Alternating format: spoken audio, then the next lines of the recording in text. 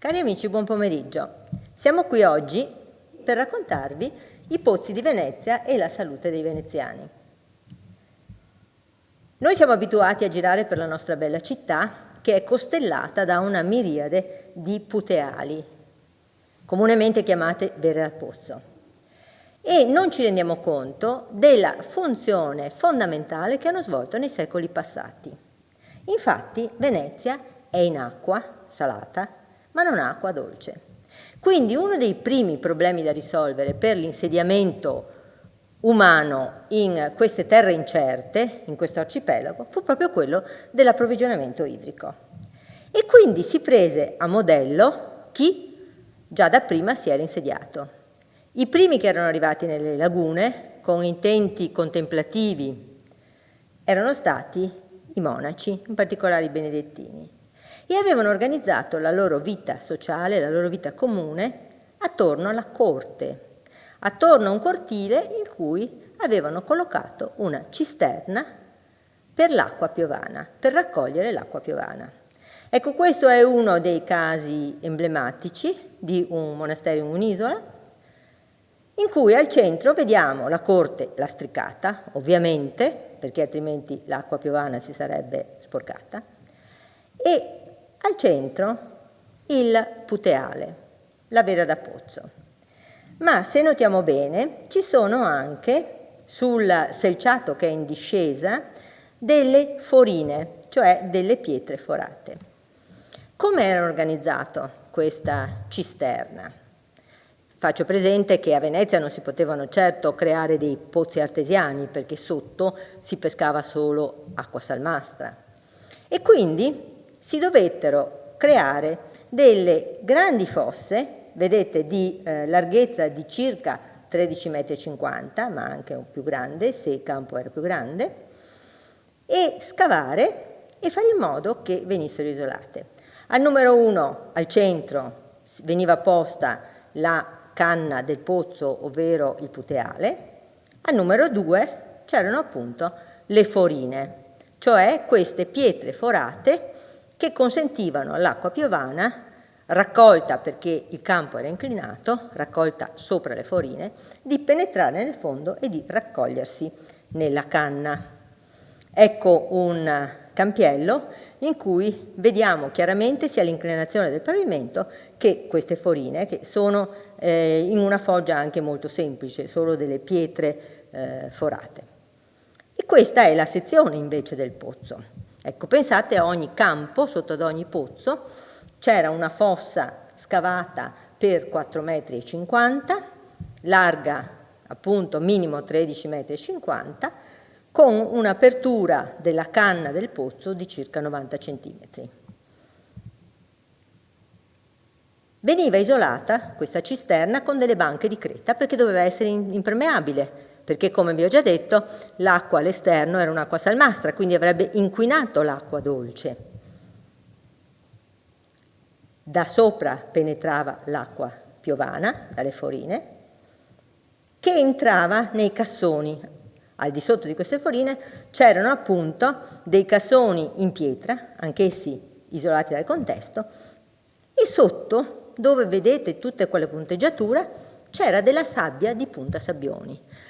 Era una sabbia speciale che consentiva all'acqua di filtrare e filtrando di purificarsi. Alla fine l'acqua aggiungeva appunto alla canna filtrata e pulita, pronta per essere attinta. Ecco quindi il sistema e il segreto per poter approvvigionare una città che fu anche molto popolosa. I pozzi furono creati, ovvero le cisterne veneziane furono create in tutti i campi perché dovevano servire all'approvvigionamento idrico del popolo, che non poteva certo pagarsi l'acqua potabile. Guardate, questo è il campo Santa Maria Formosa, nella pianta di Jacopo de' Barbari, vediamo che c'erano ben 3 pozzi.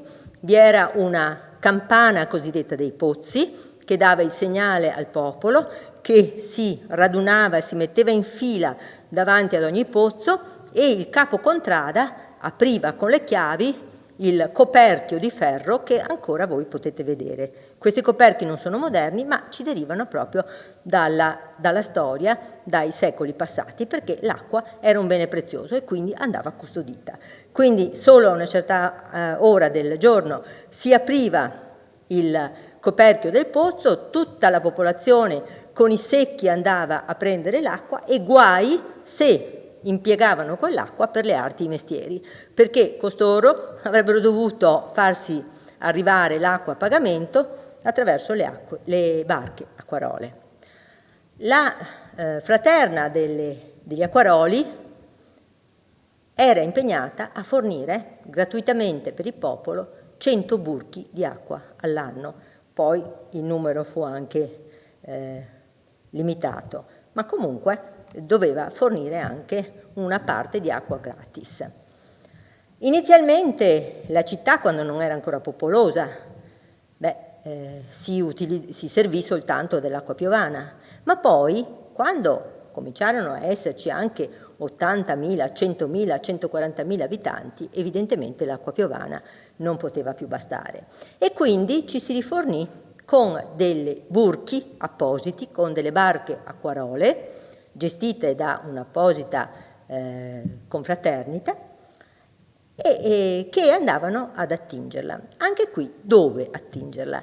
Furono esaminati vari tipi di acqua, prima del Botenigo, ma venne poi abbandonata, all'inizio ancora nel 300, perché creava troppe gastroenteriti. E si scelse l'acqua del Brenta. L'acqua del Brenta, la quale era ritenuta essere più limpida e più buona e più sana, però bisognava andarla a prendere. E quindi si usavano queste barche acquarole che erano attrezzate appositamente per rifornirla. Vi erano i pozzi pubblici, vi erano i pozzi dei monasteri, quelli che avevano fatto scuola, diciamo, per quanto riguarda il sistema di approvvigionamento idrico, e vi erano molti pozzi privati. Ovviamente chi poteva, cioè i patrizi, ma anche i mercanti ricchi, all'interno dei loro palazzi si costruiva la cisterna privata e quindi poi si pagava il suo approvvigionamento idrico. Come si riusciva poi a far arrivare anche l'acqua piovana per evitare proprio che scorresse sempre e solo sul selciato? Ma semplice, nei campi pubblici ecco che si utilizzavano dei pluviali che erano pagati dal privato fino a terra e poi facevano confluire l'acqua piovana all'interno dei cassoni dei pozzi, e la parte ovviamente pubblica veniva pagata dalla Repubblica. Poi però quando vi dicevo l'acqua piovana non basta più perché la popolazione è troppo numerosa, ecco che l'approvvigionamento, vediamo sulla destra, è affidato alle barche acquarole che con speciali gorne, specie di grondaie, vedete in legno, caricano i pozzi. A sinistra c'è il sistema di distribuzione dell'acqua a pagamento. Ci sono delle donne, le bigolanti, alcuni dicono che nei tempi antichi erano anche le meretrici, ma questo non è detto. Comunque c'erano delle donne che portavano un bigolo, quella specie di legno ricurvo che appoggiavano sulla spalla, con agli estremità 2 secchi. Andavano a prendere l'acqua e la vendevano al secchio. A sinistra vediamo un sistema invece per pulire il pozzo. Talvolta i pozzi potevano essere inquinati da eventi atmosferici come le acque alte, a Venezia accadeva spesso, oppure potevano essere inquinate perché si faceva mercato o perché si portavano degli animali. Non dimentichiamo che per i primi secoli della sua storia Venezia ebbe la presenza dei cavalli, si andava a cavallo e quindi, ad esempio, c'era una campana che si chiamava trottiera, che era la campana che convocava tutti i nobili del Maggior Consiglio alla riunione e quindi tutti i nobili dovevano mettere a trotto i loro cavalli. Quindi era una città che aveva come modello le altre, ma un po' alla volta, proprio anche grazie alle esigenze dell'approvvigionamento idrico e dell'igiene dei campi, ecco che il cavallo sparisce, sarà soppiantato dalla barca da trasporto e i campi diventeranno più puliti e lastricati. L'altro problema era quello del far mercato sui campi e i venditori ambulanti potevano anche sporcare e quindi il magistrato alla sanità, che aveva sede proprio sul bacino di San Marco, cioè 3 provveditori alla sanità che furono nominati per la prima volta nel 1486 e restarono poi stabili dal 1489 fino alla fine della Repubblica. Questi 3 provveditori venivano nominati una volta all'anno, cioè avevano un anno di durata e erano poi sostituiti periodicamente e dovevano quindi badare anche all'igiene dei pozzi. La salute dei veneziani era strettamente legata alla qualità delle acque potabili. Ecco, vedete, questa è un'immagine che è recente, che dimostra tanti piccioni, ma anche allora il problema degli animali sulle sogge, cioè sui gradini intorno ai pozzi e sopra le pilele, costituiva un problema igienico. E quindi anche i venditori con le chebe, cioè con queste gabbie con i volatili, perché si faceva mercato in molti campi veneziani, costituivano un problema. E così pure sulla stampa che vedete qui a destra, vedete che c'è un bue che stanno portando al macello e c'è un cane che cerca di mordergli un orecchio. Bene, questa era una consuetudine che veniva duramente repressa, perché quando questi poveri animali venivano portati a macello, vi era chi non perdeva l'occasione di far esercitare il proprio cane alla caccia del bue, che era una caccia che si faceva proprio nei giorni di carnevale e durante la quale si aizzavano i cani a mordere le orecchie ai buoi. E questo era gravemente punito proprio perché altrimenti questi poveri animali arrivavano al macello con un fegato così e quindi con una carne anche ben poco digeribile. Dietro alla costruzione dei pozzi c'era quindi un investimento anche economico notevole e per questo motivo nei pozzi pubblici non mancava mai l'emblema del Leone di San Marco. I nomi dei provveditori di comune, che erano quelli che gestivano la loro costruzione, ma soprattutto voi vedete, ecco, campeggiava in ogni vera da pozzo il Leone di San Marco.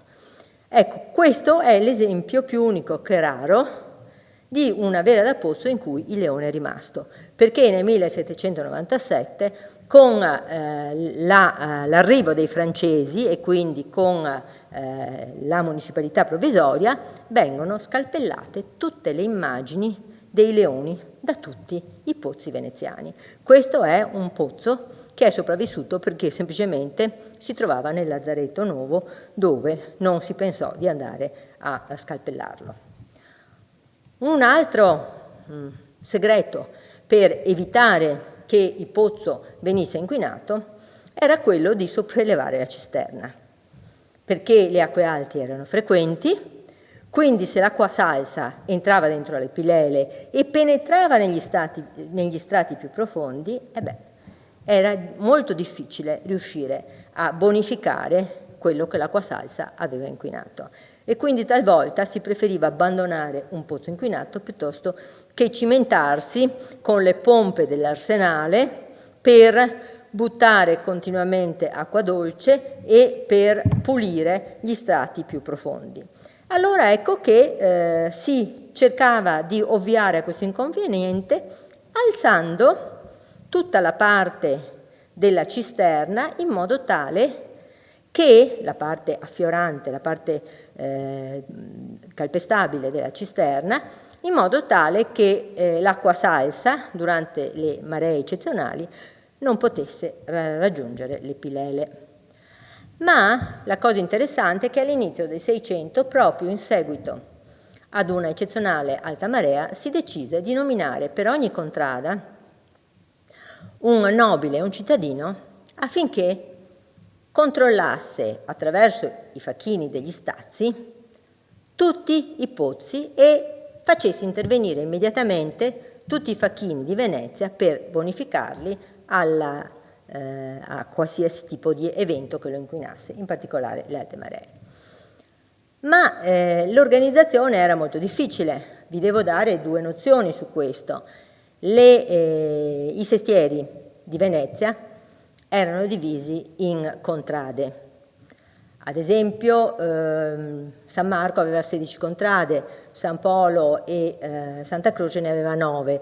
Tutta Venezia era divisa circa in una settantina di contrade. Ogni contrada aveva il suo parroco, aveva i suoi stazi con i facchini. Gli stazi erano i posti in cui attraccavano le barche e in cui c'erano dei facchini che aiutavano a pagamento a scaricare le merci o facevano i vari lavori appunto legati alla viabilità. Questi stazi erano i punti di riferimento e i facchini erano il personale che era tenuto ad intervenire per pulire i pozzi. Ad esempio, quando stavano per crescere la marea, si suonavano le campane e i facchini degli stazi con della creta dovevano intervenire sui pozzi di loro competenza per chiudere le forine, in modo che se l'acqua alta raggiungeva le forine non potesse penetrare. La creta, ovviamente l'argilla bagnata, era impermeabile. E poi dopo dovevano ripulirla, passato il pericolo. Nel 1727 ecco che abbiamo una terminazione ancora più precisa, più particolareggiata, per fare in modo che da questa rete organizzativa non sfugga nulla. Perché evidentemente bisognava fare il censimento di tutti gli stazi, di tutti i facchini, e dare a ciascuno il compito di sorvegliare determinati pozzi, proprio per evitare che si scaricassero le responsabilità. Vedete, questa per esempio è la parte dedicata al sestiere di San Marco, che avevano facchini, scusate, 304, in stazi circa 16. E per ogni stazio c'era il pozzo di riferimento. Per esempio di San Basso San Gimignano, il pozzo in piazza alle Erbe, in campo Ruscolo e così via. Questa è l'organizzazione. I facchini in tutto da questo censimento risultano essere 1041 in 63 stazi in tutta la città. Questa è un'altra terminazione in cui appunto si specifica che tutti i facchini devono intervenire e che l'acqua per uso dei pozzi dovrà essere unicamente presa alla seriola. A partire dal 1600 si scava un canale non navigabile del Brenta che servirà esclusivamente all'approvvigionamento idrico. Più volte si lamenta che la qualità dell'acqua non è buona, che il trasporto è molto precario, che quindi un'acqua inquinata può creare non pochi disagi alla popolazione in termini di febbri, di gastroenteriti e così via. Quindi si precisa anche, l'ho evidenziato in questa terminazione, che l'acqua dei pozzi pubblici sia riservata soltanto a sollievo dei poveri e non alle arti e mestieri, con anche delle contravvenzioni non da poco. Dunque un'organizzazione della distribuzione dell'acqua potabile complessa, costosa, problematica, che diventava poi tragica in occasione delle eccezionali gelate, quando la laguna si trasformava in una morsa che non consentiva la navigazione e quindi non consentiva alle barche acquarole di arrivare fino alla foce del Brenta, fino alla Seriola, a prendere l'acqua per approvvigionare i pozzi. Questa immagine è un bel quadro che ritrae quasi con un tono giocoso questa situazione del ghiaccio che consente di arrivare fino a Mestre a piedi. Siamo nel 5 gennaio del 1788, More Veneto, cioè il gennaio More Veneto è l'ultimo mese dell'anno precedente, non il primo dell'anno seguente. Ci furono poi molte altre gelate, 1754, 1792, 1796, però questa del 1788 ci ha lasciato una preziosissima traccia, una cronaca che ho trovato nel fondo dell'Arsenale, che racconta giorno per giorno quella che è la lotta contro questa morsa del ghiaccio. Il ghiaccio è tanto spesso e vengono mobilitate centinaia, 166 barche e centinaia di uomini, più di 800 uomini dell'Arsenale. Viene presa come testa di ponte l'isola di San Giorgio in Alga, quella più vicina, più raggiungibile e più vicina alle foci del Brenta. E si comincia con tutti questi uomini arsenalotti, ma anche nicolotti. I nicolotti sono poveri e nelle relazioni del padrone dell'Arsenale che dirige la spedizione c'è anche la supplica di mandare delle coperte, delle schiavine. Questi non sanno dove dormire, non sanno come coprirsi, eppure lavorano in maniera indefessa. Come si organizza la spedizione? Si dividono in 4 squadre di barche e si comincia a frantumare il ghiaccio. Si comincia a incunearsi in questa tavola di ghiaccio e quelli dietro ad aprire il varco e a spostare i pezzi di ghiaccio frantumati dalle prime barche che a Cuneo stanno inserendosi verso la Seriola, verso il Brenta. Solo che quello che fanno di giorno, la notte viene disfatto, perché si alza il vento e il vento ricaccia nell'alveo rotto di nuovo il ghiaccio, i pezzi di ghiaccio. Quindi alla disperazione però in 5 giorni, il 10 gennaio, riescono ad arrivare con un lavoro veramente pazzesco alla foce del Brenta. E da qui partono i primi approvvigionamenti per la città, ma ancora non si ha l'acqua. E in città si cerca di accumulare la neve che resta, perché era anche nevicato, sulle forine per fare in modo che si sciolga e per fare in modo che i pozzi possano approvvigionarsi con quella poca acqua della neve sciolta. E i problemi alla foce del Brenta si moltiplicano, perché bisogna risalire il fiume e allora un'idea geniale, un burchiello lamato. Si fanno fare 2 lame enormi, si pone sopra un burchiello e lo si fa tirare da 10 coppie di buoi. Ovviamente i buoi sono sull'argine e i buoi riescono a tirare il burchiello lamato che taglia il ghiaccio e dietro le altre barche lo frantumano e si riesce ad andare avanti, si riesce finalmente ad arrivare quasi fino alla Seriola, ma c'è un'ansa. Le 10 coppie di buoi riescono a tirare il burchiello in linea retta, ma non ce la fanno nell'ansa. E qui è la disperazione. E qui, fortunatamente, il 13 di gennaio comincia a piovere. La temperatura si alza e Venezia è salva, perché i pozzi si approvvigionano e finalmente riuscirà anche ad arrivare alla Seriola. Ecco, questa è una pagina della vita, della storia di questa città anfibia che appunto dovette inventare tante soluzioni proprio per risolvere i problemi del suo territorio. Ma un'altra particolarità, nel 1768 il magistrato alla sanità deve constatare un altro problema, la presenza di cani rabidi, la presenza della rabbia.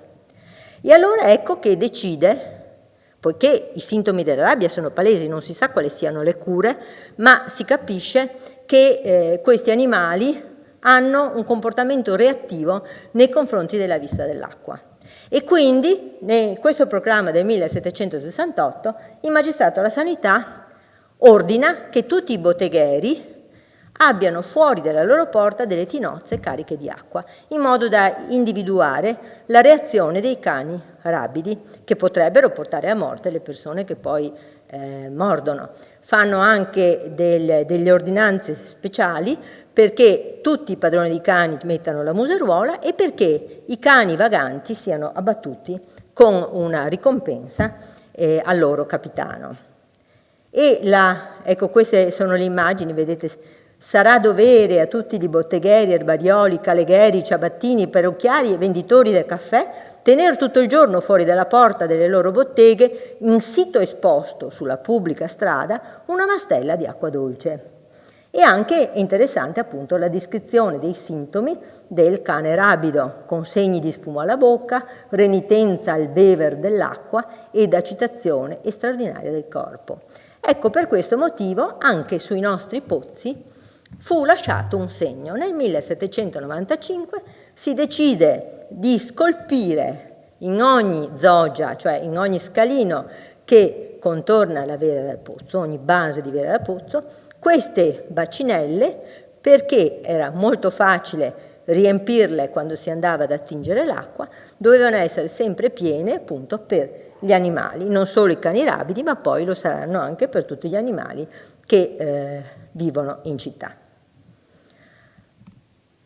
L'approvvigionamento idrico resta così anche durante la rivoluzione di Manin e durante i bombardamenti del 1849 noi possiamo ipotizzare quale sia stata la situazione igienica della città, che per approvvigionarsi d'acqua aveva dovuto riaprire le uniche polle sorgive che si trovavano alle Quattro Fontane al Lido. E quindi la situazione già igienica, che era una situazione precaria perché da luglio era scoppiato il colera, diventa drammatica, tant'è che il Manin si dovrà consegnare agli austriaci non solo per la fame, ma anche proprio per il colera e soprattutto per il colera. Dunque il colera è una malattia, lo sapete, che provoca disidratazione, diarrea, e quindi sono queste due condizioni che richiedevano molta acqua potabile, acqua corrente, cosa che Venezia non aveva. Ecco quindi un altro fattore che rese più tragica la situazione del 48. Dopo il ritorno degli austriaci in città non si fecero grandi innovazioni e l'approvvigionamento restò sempre con i pozzi, anche se tutti gli ingegneri, tutte le persone che amavano Venezia, i cittadini veneziani e quindi anche i governi poi in epoca italiana, pensarono che era necessario ricorrere ad un nuovo approvvigionamento idrico. Il dibattito durò molto, soprattutto perché molti di questi pozzi, guardate che bella questa statistica che è relativa al 1858, molti di questi pozzi erano altamente inquinati. Ve n'erano nel 1858 180 di pubblici in tutti i campi, le piazze, cioè accessibili al popolo, contro 6.602 di privati.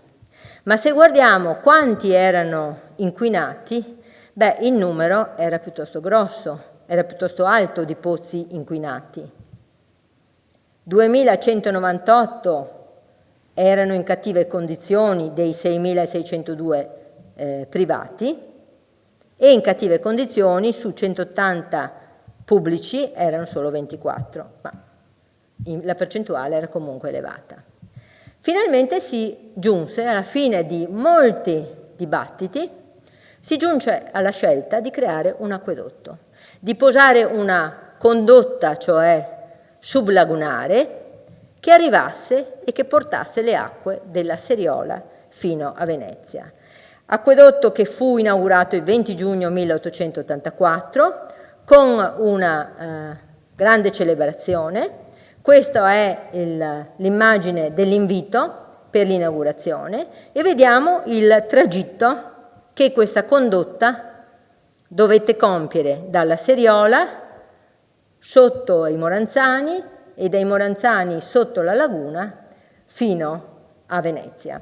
E poi da Venezia si diramarono tutte le condutture in tutti i campi, i campielli. Ecco, questa è la posatura della condotta sublagunare e questa è la fontana per l'inaugurazione del nuovo acquedotto il 23 giugno 1884.